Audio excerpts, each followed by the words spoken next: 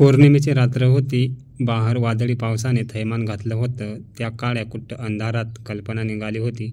पाय वाटेवरच्या कच्च्या रस्त्यावर दगडाला ठेचाळत तिची पावलं रक्तबंबाळ झाली होती. कशीबसी ती त्या डोंगराच्या कडेला येऊन पोचली. खाली खोल दरी होती. तिने आकाशाकडे पाहिलं. देवाला दोन्ही हात जोडले आणि ती उडी घेणार एवढ्यात तिला कोणीतरी मागे खेचले. एका दणकट हाताने तिला सावरले. तिने त्याच्या हाताला झटका दिला. तो ओरडला तशी ती घाबरली. तिचा एक पाय दरीच्या कपारीवरच्या दगडाच्या फटीत अटकला. त्याने तिला जोरात ओढलं आणि नकळत ती त्याच्या बाहुपाशात विसावली.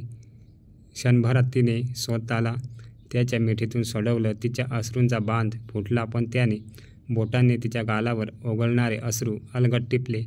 डोंगरावरच्या एका दगडावर त्याने तिला बसवलं. त्याच्या तोंडून शब्द बाहेर पडले, "वेडी आहेस तू? काय करायला निघाले होतीस?" तिचे अश्रू काही केल्या थांबत नव्हते. तो म्हणाला, "फुटू दे बांध तुझ्या अश्रूंचा, तरच तुझ्या दुःखाचा निचरा होईल." त्याने मान खाली घातली आणि तो विचार करू लागला, खरोखर हिने किती सोसलंय. तिच्या डोळ्यासमोर भूतकाळ तरळत होता. लहानपणापासून एकाच चाळीत राहणारा तिचा बालपणीचा मित्र विनोद. एकाच शाळेत एकाच वर्गात ते दोघं होते. तसे दोघंही अभ्यासात हुशार. B.Com पदवीपर्यंत दोघे बरोबर होते. तिला पुढे शिकण्याची इच्छा होती, पण घरात वडीलधारा मंडळीसमोर तीच काही चालत नाही. तिच्या चुलत मामाने एका श्रीमंत बापाच्या मुलाचं स्थळ तिच्यासाठी आणलं आणि अधिक तपास न करता घाईघाईने तिचं लग्न उरकण्यात आलं. तिचा नवरा विक्रम तसा दिसायला चांगला होता, पण श्रीमंत बापाचा लाडावलेला मुलगा असल्याने घराबाहेरच तो जास्त राहत होता. रात्री तो पिऊन यायचा, तिच्यावर संशय घ्यायचा आणि तिला मारझोड करायचा. तिच्या आईवडिलांची परिस्थिती जेमतेम होती. ती सर्व मुकाटपणाने सहन करत होती. तिला 2 लहान गोंडस अशी एक मुलगा आणि एक मुलगी होते. मुलगा विनय आणि मुलगी विद्या तिचे जीव की प्राण होते. घरात म्हातारे सासू-सासरे, माई व आबासाहेब, 2 दीर सचिन व शुभम आणि एक नणद ज्योती, असं भरलेलं संयुक्त कुटुंब. तीच होतं. घराची सर्व जबाबदारी तिच्यावरच होती. खानदानी श्रीमंती असल्यामुळे घरात कोणीच काम करत नव्हतं. माई व आबासाहेब एका खोलीत, तर सचिन आणि शुभम दिवसभर घरात TV आणि DJच्या तालावर नाचत राहायचे. तर ज्योती वेडसर असल्याने दिवसभर भातुकलीचा खेळ खेळत पसारा करून ठेवायची. कल्पना सोशिक होती, लाजरी बुसरी होती. लग्नाला जेमतेम 11 वर्षे झाली होती, पण परिस्थितीने तिला प्रौढ बनवलं होतं. दिवसभर घरातल्या कामाचा बोजा तर घरातल्या सगळ्यांना सर्व जागेवर देऊनही तिच्यावर डोळे रोखलेले असायचे.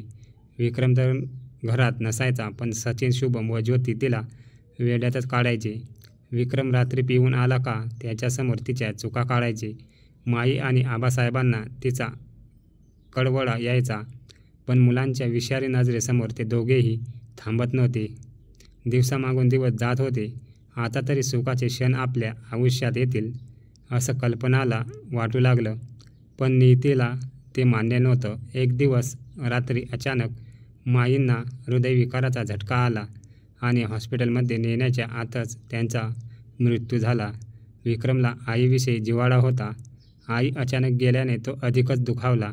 आपल्या बायकोनेच आपल्या आईला मारलं असा त्याचा गैरसमज झाला आणि तो कल्पनावर अधिकच राग काढू लागला.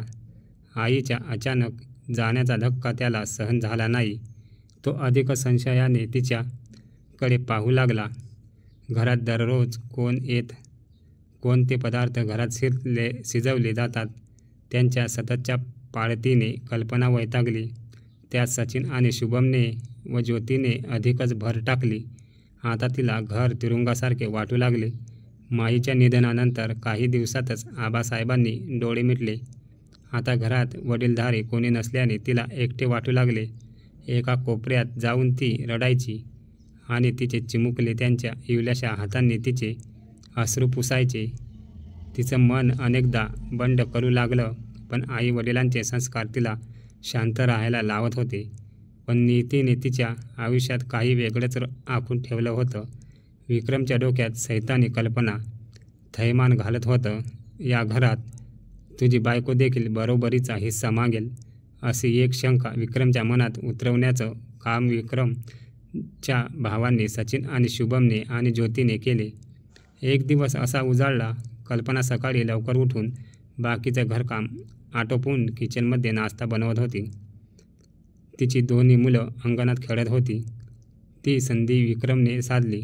विक्रमने मागून तिचे दोन्ही हात पकडले तर एका धीराने अंगावर रॉकेल ओतले, दुसरा काळे लावणार इतक्यात कल्पना सावध झाली. तिने विक्रमच्या हातांना जोरात झटका दिला.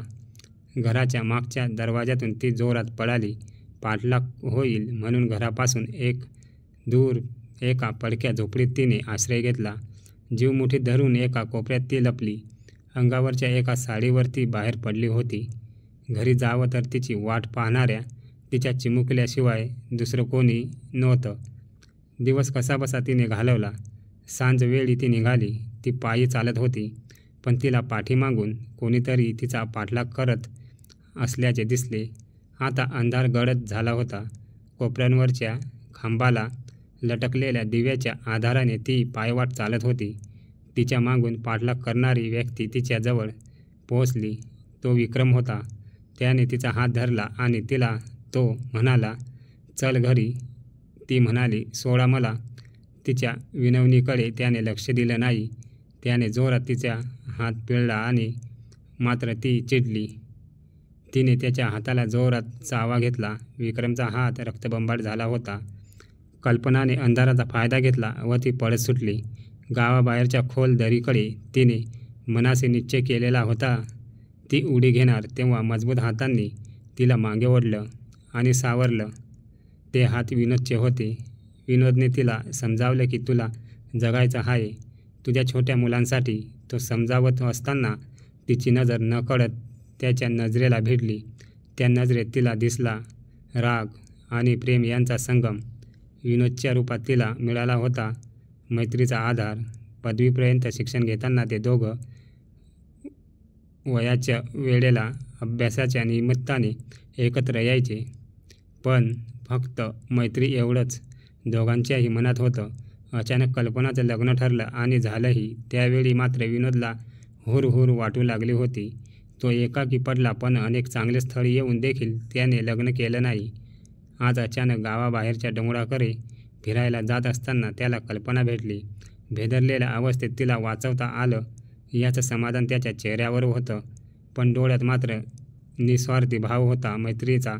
त्याने तिचा हात धरला आणि ते दोघं निघाले एका वेगळ्या पाऊलवाटेकडे, जिथे थोड्या अंतरावरच विनय आणि विद्या तिची वाट पाहत होती. विनोदने विनय आणि विद्याला जवळ घेतलं. कल्पनाने विनोदकडे पाहिलं. दोघांची नजर एक झाली. ती लाजली. विनोदने मुलासह तिला जवळ घेतलं. एका चौकोनी कुटुंबाला विनोदचा आधार मिळाला होता. तर मित्रांनो, कशी वाटली आपल्याला ही आजची कथा? आवडली असेल तर व्हिडिओला लाईक करा, शेअर करा आणि आपल्या चॅनलवरती नवीन असाल तर सबस्क्राईब करायला विसरू नका. धन्यवाद.